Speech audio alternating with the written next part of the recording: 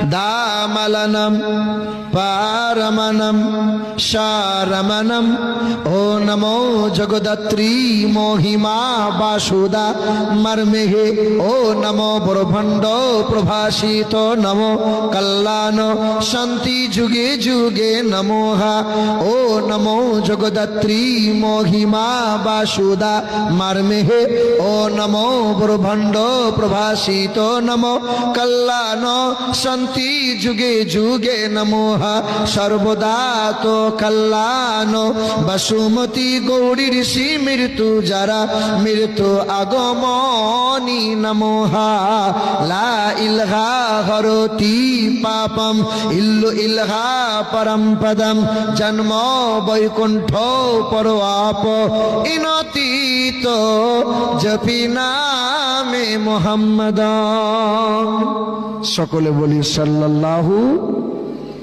হ্যাঁ, মনে মনে ভাবিয়েন না যে বামুন ভাড়া করে নিয়ে এসছি। এই ঈদের পরে পরেই আমি ওয়াজ করতে গিয়েছিলাম উত্তর দিনাজপুর করণ দিঘি, নাম শুনেছেন আপনারা?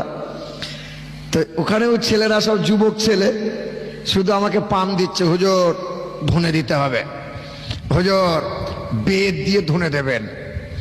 আমি বেশ স্টেজে যাই, আমি তো জানি না স্টেজের পিছনের বাড়িটা বামুনের বাড়ি, বারবার ধুনে দিতে বলছে, আমি বুঝতে পারি নাই।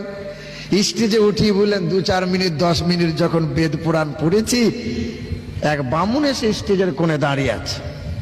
আমি জিজ্ঞাসা করছি, ব্রাহ্মণ বাবাজি কোনো কিছু সমস্যা? আমি মনে মনে ভাবছি হয়তো কোনো মন্ত্রে গোলমাল হলো নাকি, বামুন কেন এখানে?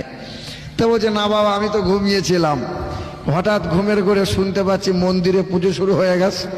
ছুটে গিয়ে দেখছি মন্দিরে কোনো মাল নাই, পুজো করে কে? তা ঘুরে এসে দেখি জলসাতলায় মৌলবীতে মন্ত্র পড়ে, শুনে অবাক হলাম। তা সামনে এসে জিজ্ঞাসা করছে, বাবা একটা কথা বলি।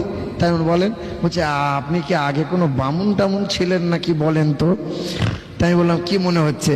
বলে, আপনার মন্ত্র শুনে মনে হচ্ছে আগে আপনি বামুন ছিলেন। আলো না, তবে মহান মালিকের দয়ায় আজ পর্যন্ত 19 জন অমুসলিম কালেমা পড়ে মুসলমান হয়ে গেছে। তবে মহান মালিকের ইচ্ছায় আরো 4 জন ওয়েটিং এ আছে।